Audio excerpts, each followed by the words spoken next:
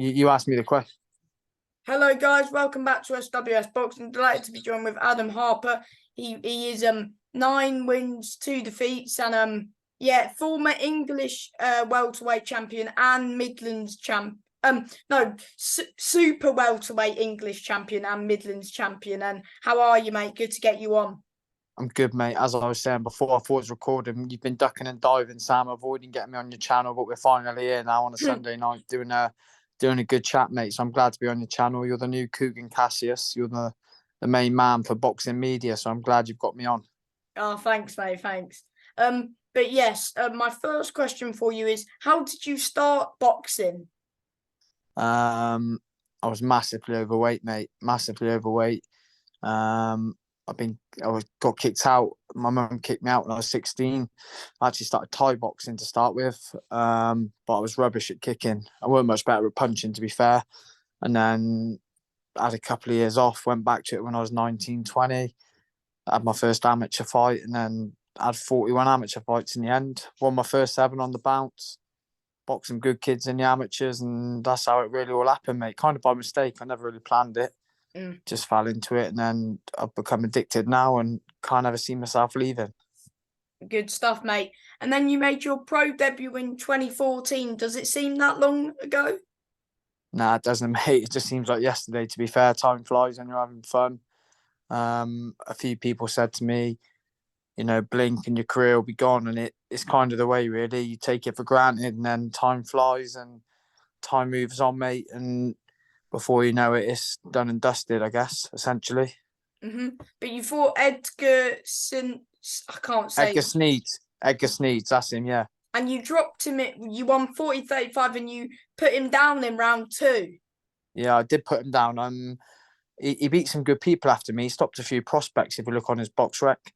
A couple of 2-0 kids, or a 2-0 kid, a 3-0 kid. And yeah, I bashed Sneeds about, really. But nice kid, but he was massive for the weight. A Latvian, he brought his brother over on the same show, and Lennox Clark knocked him out in about 13 seconds. Former British super middleweight champion. So it was a good night for us both. But yeah, that was the debut, mate. Haverley Manor, Gloucester, 23rd of October, I think. Is that correct? It was 24th. Ah, there you go. One day out. I can't. Yeah. Fowler didn't punch me that hard, Sam. I can still remember just about. But yeah, wait. So did you used to train? Because you were with BCB. Did you train with like the likes of Lennox Clark, Nathan Heaney, and yeah? So I actually trained with John Pittman for the first 4 fights. My first 4 pro fights. John Pittman, Zaki Menace-Brown's coach, and Shabir Hydri, Max Mudway, Andy Harris's old coach. So like he was a guy from Gloucester who's still training professionals now. But yeah, I did spar Lennox. I actually boxed Nathan Heaney as an amateur. He beat me actually in a good fight. And then I went on to call him out about 50,000 times as a professional, but he was long gone by then. He's a Frank Warren fighter now, and he's being matched very nicely. So yeah, I've done a few rounds of all of those boys: Lennox Clark, Nathan Heaney. Trying to think who else is up there really that I've done. Zach Parker? No, I've never sparred Zach Parker. Thank God, he's a bit of a beast, isn't he? So saved me a bit of a hiding, really, mate. I wouldn't want to really do any rounds with him, if I'm honest. Fair enough, mate. But then you had you stepped up to 6 rounds, and you won 60 to 54 in Gloucestershire. But dare I pronounce how the guy you fought second is Dimitris Oronoskov, or we'll go on that. Yeah, I know the guy on about, the bald head, and he used to walk real funny. Yeah, 6 rounder, stepped up straight away. I was just sell loads of tickets. I said 270, 280 tickets. I think I did about 200 for that. So I was doing 6 rounds pretty early on. I didn't want to be held back, Sam. Like doing all these 4 rounders, it didn't suit me. So I said to my manager, El Johnson, get me up as quick as you can. 6, 8 rounders. Just another stepping stone, really, mate. You know the crack. You box these journeymen. That's what it's all about. You box them, move up the ladder, and then essentially I was moving forwards to the Ryan Kelly fight without knowing it was going to be Ryan Kelly. All the journeyman fights were just edging towards that first major title, which was a Midlands title bout against Ryan Kelly. And then you fought another 6 round, your first, step up, because you fought someone who was 1-0 with 1 draw. Yeah. Unbeaten, Sam. I took his O, didn't I? You did, mate. I did. So there you go. Yeah, I beat him on points in my third fight. Won That was every round.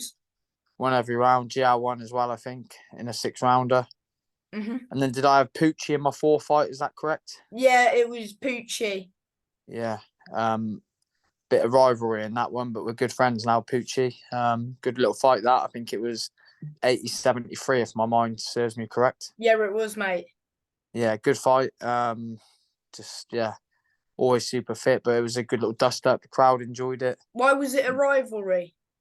Just because Poochie just was, I didn't really understand the game then. He was a journeyman away fighter who was out on the piss the week before the fight, and it really offended me, really. I wanted him to be taking it serious, and at the weigh-in, I gave him a bit of grief, bit of pushing and shoving, and telling him I wasn't impressed. But after the fight, we went for a fry-up, and yeah, we're good mates now. Poochie's a nice lad, and it's people like him and Mike Mooney that prop the shows up each week, keeping the fights going. So kudos to Poochie, Mike Mooney, and all the other away fighters. Then you fought in a 4-round. Then you went back to 4 rounds, and you fought in Warsaw. I think it was at the Warsaw Football Stadium. Do you know what? I thought I boxed at Tewkesbury School after that against a Lithuanian kid, not a Lithuanian kid, Davidov Sujuka. I thought I boxed in an 8-rounder, and then I went to Warsaw. I thought I boxed Davidov Sujuka in my 5th fight. Oh yeah, sorry, you did. There you go, Sam. Yeah, Sujuka at Tewkesbury School, the first professional boxing for about 60 years in Tewkesbury it was. Akeem Ennis-Brown on the undercard against Chris Adaway. And then that's when I think I went to Warsaw 6 weeks later and boxed Andre Chapeur over 4 rounds. Why did you go back to 4 rounds, and was it good fighting at the Warsaw Football Stadium? Yeah, it's all fun and games, Sam. I signed my professional contract there when they played Villa in a friendly. But ultimately, mate, I went back to 4 rounds because my old manager, Errol Johnson, he's a good guy, mate, and I still speak to him now. He's a good person. But ultimately, mate, managers and promoters don't want to pay you any money. So the more rounds you do, the more money you get paid. And they were obviously, they don't want to pay me. No manager or promoter will want to pay you, will they? So they keep you on as minimal rounds as they can just to keep the money into the cycle, I guess. Then you fought Sergi Mills. Sergi Malice. You're much better at pronouncing names than me, but yes. And it's 80-74, and it says you've got counted in the 6th round after touching down. Was it like a flash knockdown sort of thing? It was, mate. I had a day before weigh-in, but I had to do drastic things to make the weight. Nothing touched my mouth for 48 hours, food or drink.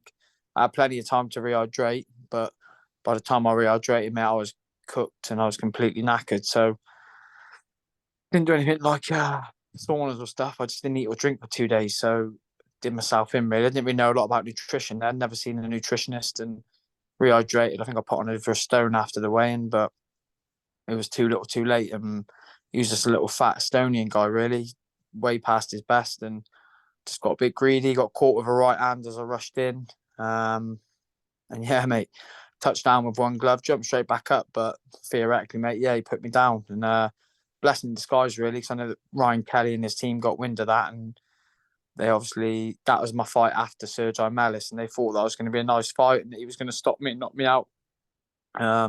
Which obviously didn't happen. But and going on to that Ryan Kelly fight, you won the Midlands Super welterweight title, your first title, and it was on I do believe his hometown and on a Matchroom show, which must have made it double sweet. I met his wicked. I had Aston Villa TV involved. They did a big promo on it because I'm a big Villa fan. He was a Blues fan. Obviously, it was an Eddie Hearn show, and I've been badgering Eddie Hearn for years to get me on one of his shows. Obviously, I was the away fighter, which I liked. I didn't have to sell tickets. It was on Carrier Five's World Title Undercard. Mate, it was fantastic. It was probably the best night of my boxing career, really, just because me and Kelly didn't really see eye to eye. We had a bit of rivalry. So, yeah, mate, to beat him in his hometown, 97-95, which is probably a bit generous to him. I thought it should have been probably 98-94. I think I won by 3 or 4 rounds. But listen, as the away fighter, if you're winning by 2 rounds, 9 times out of 10, that means that you've won by 4 or 5 rounds. But listen, it was a good fight, and kudos to Kelly. He's still fighting now, isn't he? And he's had a good career, mate. So it was a good win for me. But yeah, probably the highlight of my career for me personally. And of course, was there any nerves going when that round 10 bell, like the final bell rang? How confident were you that you were going to get the decision? Were you Yeah, mate. nervous? No, not nervous. I was very listen. I knew I'd won the fight, but obviously when you're the away fighter, you know that you're up against it. So when I heard 97, 95, I almost knew it couldn't have gone the other way because I knew I'd won it convincingly. Albeit a close fight, I'd still done enough to win it convincingly. So I wasn't really nervous, mate. I knew that I'd done enough to win it, and the fact that it was on, we got like a TV slot or a YouTube Sky Sports slot. The paying public would have seen it. It would have been a robbery if I'd have lost. So, mate, I was pretty confident I'd done enough to win and win convincingly, and then just move on with my career, really. Then you took because normally people would defend the Midlands, but you took a big risk over in Australia for the Commonwealth. Yeah, I actually came home the same night, mate. I don't drink alcohol or smoke or do drugs or nothing like that. I'm quite boring, really. Not saying that you've got to take drugs to be fun, but I'm quite I don't really do anything in my spare time like that, drinking or partying. So I came home, got straight on Facebook, found out a promoter from Australia, found the Commonwealth champion. It wasn't actually Zarafa at the time. It was another guy called Anthony Buttigieg. And I arranged a fight myself. I said, I'll come over, I'll pay for my own flights. I'll come over and be his first defence. And they said, yeah. Went over there. And then with 10 days notice, they changed the opponent to Michael Zarafa, who, if you look now, I think he's ranked 3 or 4 in the world. He's mandatory for the WBA world title. So I think he's got the winner of Lara against Garcia. So yeah, on 10 days notice, I faced a world rated opponent. But it is what it is, Sam. You got to be in it to win it. I was all the way in Australia. I wasn't going to pull out. I've always had that attitude in the amateurs or the pros. Have gloves, will travel. Always fought anyone I got offered. So that's just the way it is, mate. And what was it like fighting in a different country, and how hard was it to take your first defeat? Yeah, mate, it was nice going on. I spent 7 weeks over there. It was lovely. The weather was good. Trained with some good coaches. So it's good to be over there. It was a nice environment. It was staying in Brisbane, which is a nice part of Australia. But obviously, when you're losing, it was devastating. But when you strip it all back, mate, I went to Australia alone, really. Didn't take any coaches over there with me, met people over there. Took a huge risk. Is what it is, mate. Didn't really dwell on it too much. Life goes on. Life's bigger than boxing. I was obviously a little bit upset, but as they say, when you fall off the horse, get back on it and have another ride away, because that's all you can do, mate, really. And then I think probably had a couple of weeks off the gym and then got straight back into it when I came back to the UK and started training for the next one. Do you think Zarafa will be become a world champion? Yes, because I think he's got Garcia and Lara at the right time. Whoever wins, they're probably a bit past their prime. I think Zarafa's probably going to get a good deal out of that, in the sense of whoever does win, they're past their prime. So this will be the best opportunity to get. Whether he takes it or not is a different thing. But I mean, yeah, I hope he wins, because if he does win, it means one of my 2 defeats has come against a former world champion, which will be a nice story to tell in years to come. And also Anthony Fowler, we'll get onto that fight in a minute, but he's been fighting at top level as well. Yeah, mate,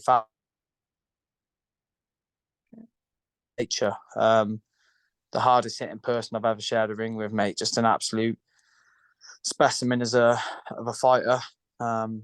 Unbelievable puncher, strong as an ox, and yeah, just a different kettle of fish Fowler was. We'll get onto that fight in a minute.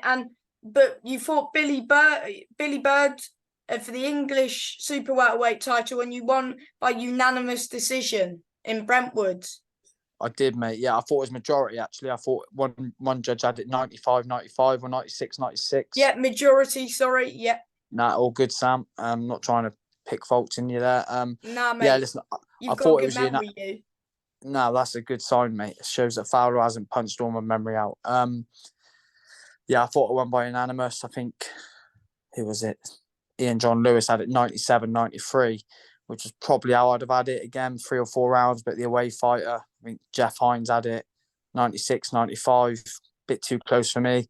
And then Terry O'Connor, 95, 95, if I'm correct. But don't know what fight he was watching, if I'm honest. Yeah, listen, Billy Bird's a nice guy. I speak to Billy still, and he's from a good gym from the Walsh brothers down in Norwich, and Graham Everett and John Faxton. So I like Graham and the Walsh boys, and Billy Bird. He's a nice guy. So, but yeah, English champion, and that was always my ambition to win the English title. And I said I'd retire after that, if I became English champion. So I achieved my boxing dream and ambition, and yeah, mate, it was a good night in the office against Billy Bird. So what meant more to you, winning the area title or the English? Winning the English title meant a lot more to me, because obviously that was like a goal that I set, a target that I set even as an amateur. I wanted to be national champion, win the ABAs. Sadly, I wasn't good enough to win the ABAs, but I had a good bash. And then when I turned pro, obviously I still wanted to be the king of my country, be national champion. So obviously on a personal level, winning the English title was good. But to beat Ryan Kelly, and there was a lot of needle in it, was, probably... You won your derby sort of thing, didn't you? Yeah, I won my derby. We still wouldn't be on each other's Christmas cards list now. So to beat him in a big rival fight was a nice feeling, mate. It was good. Mm-hmm. And then you fought Anthony Fowler at Fight Camp, and it was at Matchroom HQ Garden in Brentwood. And it was it a weird experience, like boxing during COVID? Yeah, it was, mate. No crowd. Not making excuses, mate. Have you ever seen the fight, Sam? Did you watch it? Yeah, I think I watched it live, that one. Yeah, what did you think of it? It looked quite painful, didn't it? Yeah. Yeah, that's probably the best way to describe it, mate. It was a beat down from start to finish. No excuses, mate. I got beat by the better man. There was no atmosphere, and it was a bit weird, but I could have had 500,000 people cheering me, mate. Fowler was just too big, too strong, too good for me, really. But you got put down in round 4, then you came up though and still battled on until round 7. I mean, you weren't gonna give up until the ref had to save you. Yeah, no surrender, mate. That's kind of always been the motto of my career, really. Never wanted to give up or give in, but yeah, he battered me, mate, really, for 7 rounds. But there's no shame in that. Fowler was a top class fighter, top class amateur, and it is what it is, mate. Life's bigger than boxing, and sometimes you meet people who are just too good for you, whether that be football, cricket, boxing, people in your day job, whatever it may be. You're always going to meet people who are that little bit too good and too cute. And on that day in August, I met someone who was just too good for me, mate. So, like I said, when my head hits a pillow at night, I sleep well, knowing that I've always trained well. Don't drink, do drugs, don't smoke.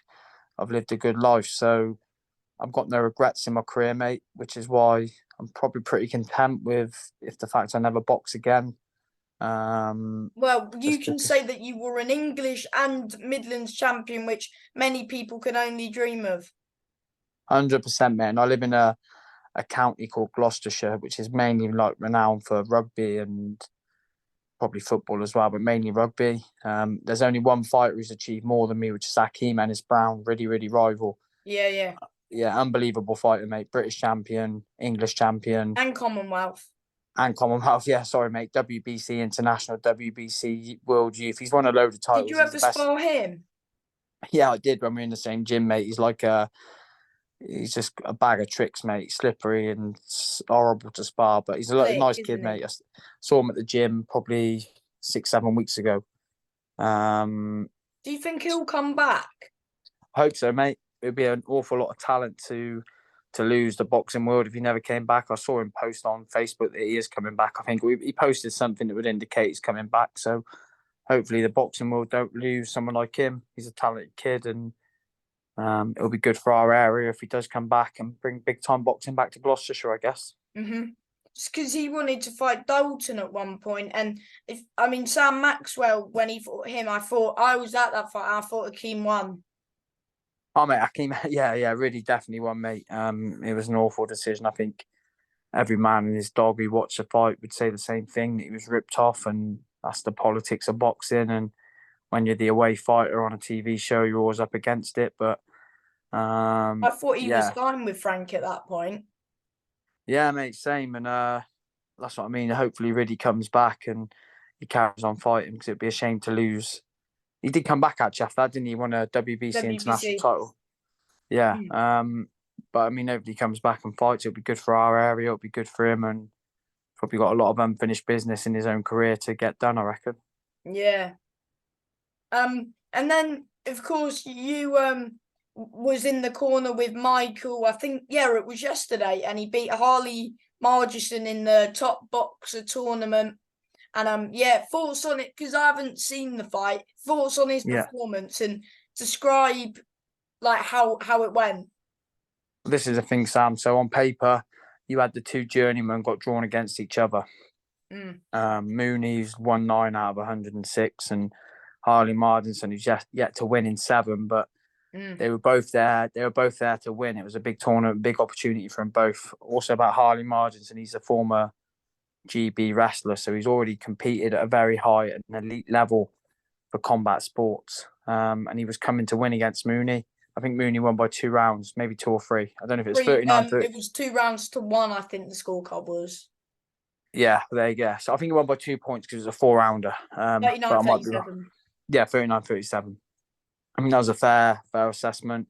Mooney was a little bit scrappy, mate, but obviously he's at the ripe old age of 38 now, so he's probably, wouldn't mind me saying, he's past his prime. But he did good, mate. We've only been in the gym together 3 weeks. It was like a short, late notice job for me to come on board and help him. But I've known him for years. Mooney, we boxed at the same amateur gym 15 years ago, and we've known each other for years. So yeah, came on board to help him, and we had a little game plan. It kind of worked for what we needed to do yesterday. But obviously now we've got Dylan Norman in the semi-final, who's another good friend of mine and a great kid. I really like Dylan. He's a nice lad, but obviously, he beat Louis. Yeah, no disrespect to Louis Field. And I said to a journalist last week that I thought Dylan would stop him relatively easy, and he did. Dylan's as fit as they come, and he's strong. So, listen, we're up against it, Sam, in the semi-final. He'll be the Dylan. Underdog as well. Yeah, listen, we were the underdog from the start. I mean, if you look at Mooner's record, if you know boxing, you understand what his job is as a journeyman. So we understand we're up against it, and Dylan's a very good. Can go on and win the tournament? Hey, listen, Sam, we wouldn't be in it if we didn't think we could win it. These kind of tournaments and formats chuck out some mad results, and we'll be there to win it, mate. Listen, Dylan Norman's a favourite for a good reason. He's just knocked out a former Midlands champion in 1 round, and he's fit, strong, young, and hungry. He's got a great coach in his corner, and Wayne Alcock, another friend of mine. But yeah, we'll be coming to win, mate, and we've got a bit more time to prepare. You got to remember, we only had 2.5 weeks really to prepare for the last one. We've got 8 weeks. He was a late replacement. Yeah, late replacement. Mooney's never really had a training camp for about 6-7 years, and we've got 7 weeks now, 7-8 weeks to get ready for this. So it'll be a good version of Mooney against a good version of Dylan Norman. So the better man normally wins, mate. And if the better man's Dylan Norman, so be it. But we'll be coming to win. And like I said, the pressure's on Dylan, really. I said this in an interview earlier. He's really got to knock out Mooney, because anything else won't really be satisfactory, will it? You know, if you knock out a former Midlands champion, the bare minimum you've got to do against a journeyman like Mooney is knock him out. So sorry to interrupt, but will Michael fight like before that, like, as he goes on the road? So will he fight before like those fights? I'm not too sure, mate. I'm not his manager. He's got a good manager in Steve Goodwin. And Moon is kind of a bit of a maverick. He'll do what he wants to do when he wants to do it. So I'm sure if he's got a few holidays he wants to pay for, or some new trainers he wants to buy, I'm sure he'll get on the road and earn a few quid. But that's nothing to do with me, mate. I'll keep helping him out with preparation for this top boxer tournament.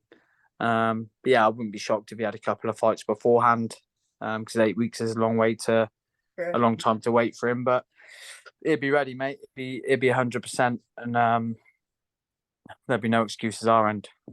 Who do you think would win the other semi-final? The DJ Tolerant v Ryan Griffiths? I've never seen this Tolerant fight. I've heard a lot of good things about him, but I really rate Ryan Griffiths. Although I heard he didn't have a great performance He yesterday. got dropped apparently. Okay, yeah, well, that shocks me. I really rate him. Never seen the Tolerant kid, but I've heard a lot of good things about him. I didn't get a chance to watch his fight. I only had a bit of a tough fight with a kid from Hereford, actually. Danny Uh, Williams. yeah, No, yeah. that's it. Yeah, you are right, Danny Williams. Um, so I don't know, mate. I'd be blind. I'd be naive to give an answer because I haven't seen anything of Tolerant apart from him warming up in the change rooms. But I like Griffiths. He was in our change room yesterday. I didn't see. Yeah, I saw Tolerant in his change room when I spoke to Dylan, and Griffiths was in our change room. And I've commentated on one of his fights. He's a very decent fighter, so I'd probably have to back him just because he's the only one I've seen. But listen, the winner of our semi final will win the tournament, whether it be Mooney or Dylan Norman. One of those two lads will win the tournament. Mhm. But like I said, one more thing, Sam. The pressure's on Dylan. He's got to really come and knock out Mooney now. Anything but a knockout. Out of them four, people look and say, well, it's going to be probably at the minute. I would say Dylan's the favourite going off yesterday, especially. I didn't expect him to knock out Louis. I thought it would be a good fight, but I thought it would be close. But I didn't think there would be a first round stoppage. But good from Dylan. Then I think I've seen DJ fight a few times and Ryan. I think whether DJ got himself in a bit of a scrap and Ryan didn't do the best last time, but I know he can perform better than that. And I think he's 3-0 now. Yep. But yeah, that should be a good one. That could go either way. And then Mooney v Dylan will be a good fight. So, but you're sitting on the fence, Sam. Who are you picking to win, mate? Who are you picking to win? Don't worry about offending me. Sit on the fence, mate. You can't sit on the fence, Sam. Come on, you can't ask all the questions. Listen, I'm telling you, I think Mooney or Dylan Norman will win the tournament. I'm not offended, whoever you say. Listen, you're a journalist. This is your job. I'm asking you, who are you picking to win? If I'm honest, yeah, I look at yesterday and I think Dylan or DJ.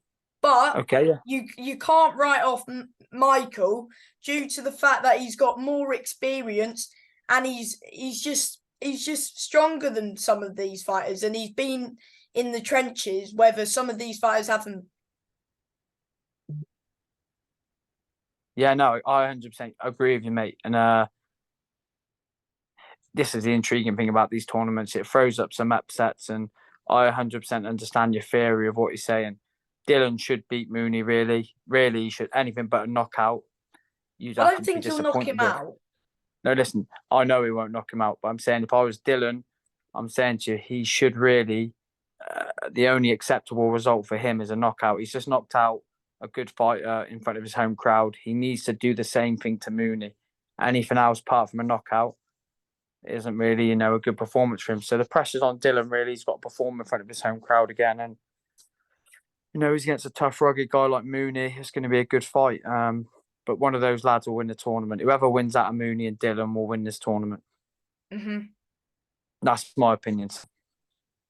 So are you? Who's Mooney's head coach? And are you like his cutman, or what are you like? So I've done all the training with him. I say all the training. It's only been 2.5 weeks, mate. It's been a bit of a crash course. Hopefully I'll have my seconds license in time for the semi-final. If not, it was John Pegg in his corner last night, and I was just sat with him. So yeah, hopefully I'll have my second license in time to do his corner. But if not, probably John Pegg in the corner again. But John Pegg's a very wise head that you want there, and he's been there, done it, got experience to go around. He's been around all these great fighters. So having John Pegg in his corner last night would have helped anyway. But yeah, I'll be doing all this training. Hopefully I'll have my licenses in time to go in the corner with him and hopefully guide him to the final. But listen, Dylan Norman's a great fighter and he's a great friend of mine. So the better man will win, and there'll be no hard feelings. And is it hard to watch the two of your people are fighting each other? Yeah, of course, mate. And I said from the very start, I hope these two don't meet each other. And if they do meet each other, I hope it's in the final. So I'm a bit upset they've met in the semis, but listen, it is what it is. It's business and it's boxing. And the better man will win. Yeah, the better man always wins in these things, mate. So if that's Mooney, it's Mooney. And if it's Dylan Norman, it's Dylan Norman. So Dylan's a great lad, and I get on with his coach well. And Moon is obviously a good friend of mine too. So it's not going to be. It's going to be a bittersweet night, isn't it? Because one of my friends is going to win, and one of them's going to go home upset. But from a coach point of view, obviously I'll be training Mooney to get as close to 100% that we possibly can, and then we'll be trying to win on the night. Who else do you coach? Just got a few amateurs, mate. I've got one amateur in particular, a lad called Silas Fox, who's had 4 bouts and won them all. Just won the Midlands Box Cup, actually. He's only 15, just about to turn 16. Never really wanted to do any of this coaching stuff, mate, but I've kind of like got lured into it now, and probably in a little bit deeper than I wanted to. So didn't ever think I'd train a pro, never really wanted to. And then Moon has asked me, never really wanted to be involved in amateur boxing, but I run like a boxing clever program in my local area that you've probably seen on my social media, where kids train for free. And that's where I met this one lad. And yeah, since then he's been boxing at amateur level, and he's had 4 fights, and he's won a box cup, and he's doing good, mate. So yeah, I'm just always busy with boxing. But this is like the first professional I've been involved with, but I've been involved with a couple of amateurs coming through now. So yeah, that's kind of the story at the minute. Do you have any regrets in your career? No, mate, not really. I probably used to balloon up in weight a bit too much. I'd go from you always rehydrate and put on a stone after your weigh-in anyway. So you go from 11 stone to 12 stone, or 11.5 to 12.5 the day after. That's the standard. But I'd always balloon up to 14 stone outside of camp, which was never good, really. I was always in fat camp, and I was always on a weight loss for 10 weeks, which is probably not really a regret, because I've done it from an amateur to a pro. But if I had to look back and say something, if there was anything I regretted, it would probably be the fact that I wish I would have been able to control my food a bit better. But it is what it is, mate. I've boxed some good people. I've won some good titles. I've never ever avoided a fight unless it was because I wasn't offered enough money or didn't have enough notice or something like that. So now, no regrets, mate. I've boxed some great amateurs and some good pros, and I've done everything I set out to do, really, mate. So it is what it is. No regrets, and all I can do is try and pass on my knowledge to people that I work with and train now, I guess. Mm-hmm. Does that make sense, Sam, what I'm trying to say? Yeah, it does, mate. And before I let you go, do you want to just thank anyone who's helped you in your career as a pro, or just anyone now who you're helping as well? Just anyone. Well, obviously, I had some mad sponsors, mate. Some good sponsors, guy called Chris Jones. He's still a close friend of mine now. He's helped me out with my boxing clever program. Helped me out massively in my professional career. All my coaches, really, amateur to pro, whether I don't speak to them now or we haven't got a relationship. Everyone's played a massive part in my career, mate. Probably my main pro coach was Malcolm Malvin. I had some big wins of him. Won the English title, the Midlands title. Yeah, he was kind of got the best out of me, introduced me to a nutritionist, strength and conditioning coach, kind of showed me what a professional should have done, should have trained. So my biggest thanks probably goes to him, really. He always got the best out of me in training, and obviously got me my win for my English title, which was almost my childhood dream as a boxer, and then got me my win against Ryan Kelly. So yeah, it's due to him, really, that I achieved what I wanted to do. Obviously, teamwork makes a dream work. But obviously, all my sponsors, mate, anyone who's helped me out and bought a ticket and stuff like that, because it all adds up, Sam. When you're a professional, you've got to sell tickets to get fighting and that. So I could go on all night, mate. I need to thank, but mainly, my main coach, Malcolm Malvin. Obviously, Andy O'Kane coached me, John Pittman. I've had a few, mate. Errol Johnson, my manager, loads of people. Anyone who's given me a positive input into my career, I'm very grateful for it. The older you get, the more you realise that when people give you their time and effort, you become grateful for that, if that makes sense. Mm-hmm. Yes, mate. But yeah, mate. Wait, what were you going to say? That's it, really, mate. I was just going to say, anyone who's helped me, anyone who's been positive and influenced me in a good way, or given me advice and help, or guided me, thanks to them, really, mate. But they know they are. I don't really need to say that in an interview. They know they are, and they've helped me out. And yeah, I probably just don't always say thank you enough, but I am grateful for everything they've done. Mm-hmm. And thank you for your time, mate. And just keep doing what you're doing. And good luck with your amateurs and just everything, mate. And thanks for your time. Make sure you get me back on the channel, big man. 100%, I will, mate. Thanks for your time. Sam. Take care, mate. Bye bye.